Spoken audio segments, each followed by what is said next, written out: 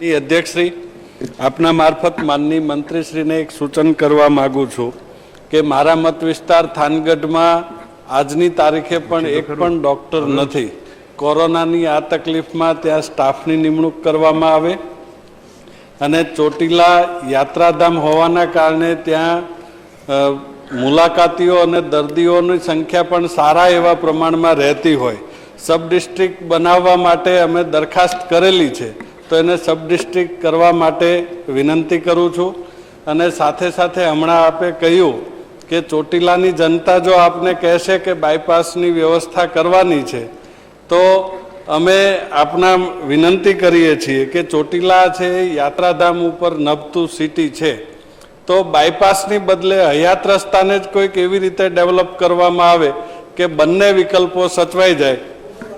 અને માનનીય મુખ્યમંત્રીશ્રીએ જે જાહેરાત કરી છે રોપવે માટેની, એ બદલ આપનો આભાર.